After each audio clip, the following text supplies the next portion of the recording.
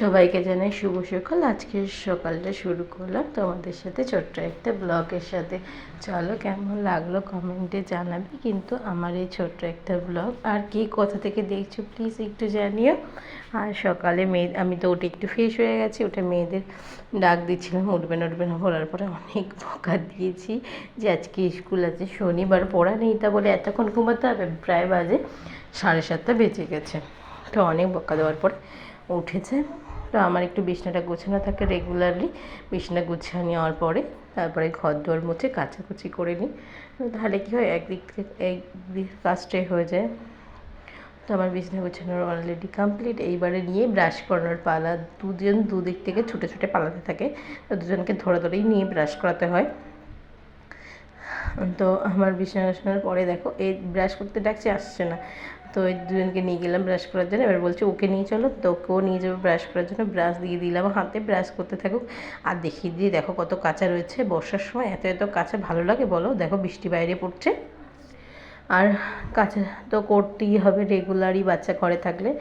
তো আমি একটুখানি আটা একটু বের করে রাখবো, কেন কালকে কয়েকটা গুল্লা রেখে দিয়েছিলাম রুটি করার জন্য। এটা আলুর পরোটার মতো করেছিলাম, আলুর পরোটা রুটি।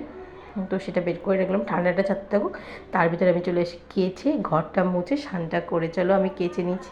দেখো অনেকগুলোই কাঁচা ছিল, বেশ কিছুটা কিন্তু কাঁচা ছিল, সেগুলো একদমই শুকাচ্ছে না, কদিন ধরে ভালো লাগছে না এত। দেখো আর তো কাচার পরে একটু স্নানটাও করে নিয়েছি। দেখো আর সিঁদুর না পড়লে নয়, একটুখানি সিঁদুর দিয়ে দিই। তো সিঁদুরটা দেওয়ার পরে আমি রান্নাঘরে চলে যাব। আমার মেন জায়গা, আমার সবথেকেও প্রিয় জায়গা, আর মেন জায়গায় বলো এই জায়গাটা, মানে এইখানে আমার সারাদিনটা কেটে যায়। আর সব থেকে প্রিয় জায়গা হলো এটাই আমার। তো রান্নাঘরে এবার বেশিরভাগ টাইম কাটাচ্ছে, এটা প্রিয় জায়গা হবে না বলো? মেয়েদের কন্যা মানে বেশিরভাগই মেয়েদের প্রিয় জায়গা হলো রান্নাঘর। রান্নাঘরে আসলেই দিনটাও কেটে যায় আর সময়টাও চলে যায়। কীভাবে যে সময় চলে যায় কিছুই বোঝা যায় না। তো আজকে টিফিনে বানাবো একটুখানি, তো বলছিল গলা রুটি খাবো, তো একটু টিফিনে বানাবো একটু গলা রুটি, আর শাশুড়ির জন্য চা। আর ওই যে আলুর পরোটা করেছিলাম, আলুর পরোটার মতো ঠিক না, আমি আটা দিই বেশিরভাগটা না, আটাই একটু বেশিরভাগ ইউজ করি, ময়দাটা কম ইউজ করার চেষ্টা করি। তো এবার আটাটার ভিতরে আমি আলুর পুর দিয়ে করেছিলাম। তো ওইটা শাশুড়ির জন্য করে দেবো গরম গরম চায়ের সাথে আলুর পরোটা।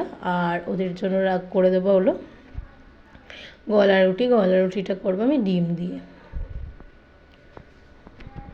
তো কে কোথা থেকে আমার ভিডিওটা দেখছো প্লিজ জানিও, আর কেমন লাগে আমার ভিডিওটা সেটাও জানিও, বা আমার ভিডিওটার কোনটা তোমাদের খারাপ লেগেছে বা কোন পার্টটা তোমাদের বেশি ভালো লেগেছে সেটাও কিন্তু কমেন্টে জানিও প্লিজ। তোমরা কমেন্ট করলে আমি ভিডিওটা বানানোর জন্য এনার্জি পাবো। তোমাদের কমেন্টে আমি কিন্তু ভিডিওটা বানানোর জন্য অনেকটা এনার্জি পাবো। তো মাঝখানে শাশুড়ি মা চলে এসেছিলো, একটু কথা বলছিলো, ওনার সাথে একটু কথা বলে নিলাম, তারপরে দেখিয়ে দিই। দেখো না এই কথা থেকে অনেকটা টাইম হয়ে গেছে। তো আর ভাবছিলাম যে কখন করবো তাড়াহুড়ো করে, আর এমনিও মেয়ের স্কুল আছে, তো এই করতে করতে অনেকটাই দেরি হয়ে গেছে। আর তো আমার সকালের টিফিনের টাইমটা বা রান্নার টাইমটা বলে একটু তাড়াহুড়ো থাকে, তারপরে না অনেকটাই ফ্রি হয়ে যাই। কেন তারপর থেকে খুব একটা কাজ থাকে না রান্নার পর থেকে, মানে রান্না করার খাওয়া লোকে ঘুম পাড়ানোর পর থেকে আমি প্রায় অনেকটাই ফাঁকা থাকি বিকেল অবধি। কিন্তু এই সকাল থেকে রান্না অবধি আমি প্রচুর বিজি থাকি, বিশ্বাস করো, মানে কোথা থেকে কোনটা করবো ভেবে পাই না, শুধু ছোটাছুটি করতে থাকি। তো বলতে আমি নিয়েছি, ওদের রুটিটা দিয়ে দেবো। আর আজকে সাথে স্কুলও আছে, স্কুলে যাওয়ার সময় কিছু খাতা কিনতে লাগবে। তো আজকে একটু পরীক্ষাও আছে বললো, তো তার জন্য খাতা কিনতে লাগবে, ওই জন্য একটু আমি নিয়ে যাবো, নাহলে আমি নিয়ে যাই না, মাঝে মাঝেই আমি নিজেও দাদু নিয়ে যাই, এবার পাশের বাড়ি একটা বৌদিকে দিয়ে পাঠাই। তো আজকে আমার নিয়ে যেতে হবে, একটু খাতা কেনার আছে।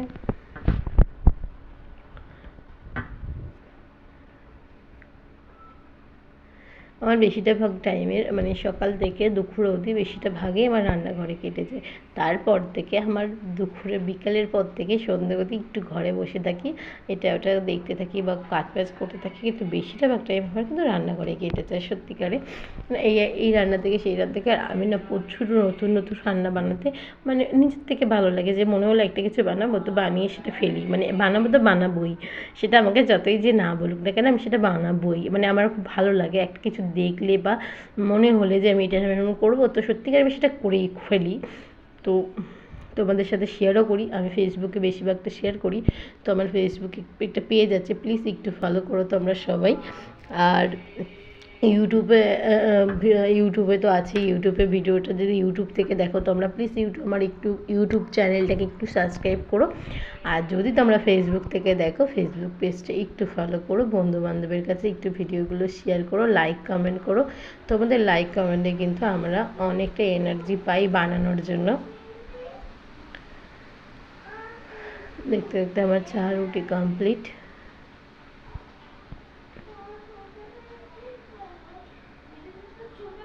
বেশ কিন্তু দেখতে সুন্দর হয়, কালারটা দেখো বেশ অনেক সুন্দর হয়েছে। হয়ে গেল আমার চাও, এবার শাশুড়ি মাকে দিয়ে দেবো আর মেয়েদেরও খেতে দিয়ে দেবো সাথে। আর এত আমার ছোটোটা সবসময় বায়না করে না, কি বলবো। তো মেয়েদের দিয়ে দিলাম খেতে। তারপরে বেশ কিছুটা বাসন হয়েছিল, সেগুলো একটু ধুয়ে নিলাম। আর তারপরে দেখিয়ে দিই ইলিশ মাছ করবো আজকে। ইলিশ মাছ এগুলো অনেকগুলো ইলিশ মাছ রয়েছে, 3 পিস ইলিশ মাছ নিয়েছি। আর জন্য তো ভুলেই গেছি আমি বের করতে, সকালেই বের করেছি, একদমই বরফ ছাড়েনি, সেটা হলো শক্ত হয়ে রয়েছে। তো কী করলাম, আমি আবার এক বাটি জল দিয়ে বসিয়ে দিলাম বরফ ছাড়ার জন্য। তো আমি অনেকগুলো বাসন হয়ে গেছিলো, সেগুলো একটু মেজে নেব। তারপরে মেয়েকে স্কুলে যাওয়ার আগে মাছটা একবার ধুয়ে রেখে যাব।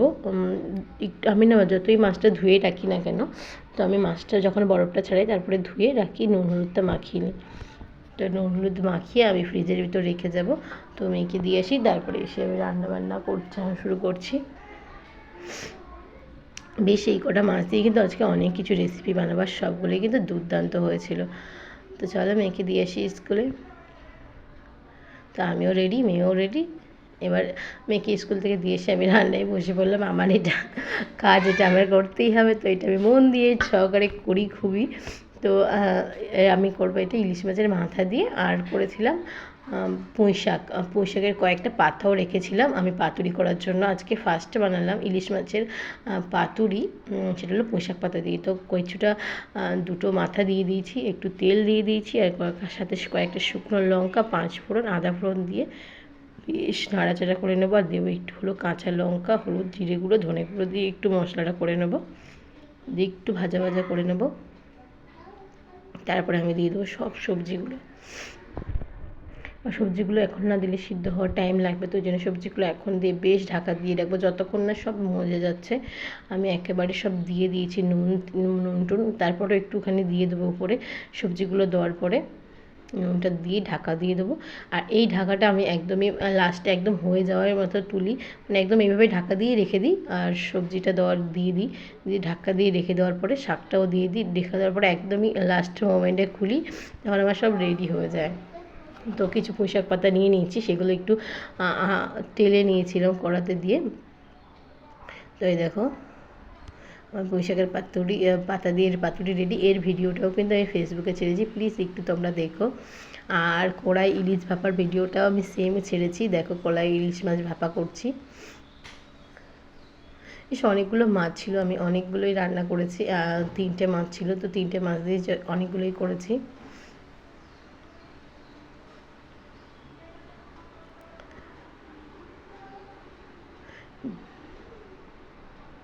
এটা আমি একটু ফুটতে টাইম দেবো। এর ভিতরে দিয়েছি সাদা সর্ষে, কালো সর্ষে আর কয়েকটা শুকনো কাঁচা লঙ্কা, কাঁচা পাকা লঙ্কা দিয়ে আমি মিক্স করে নিয়েছিলাম।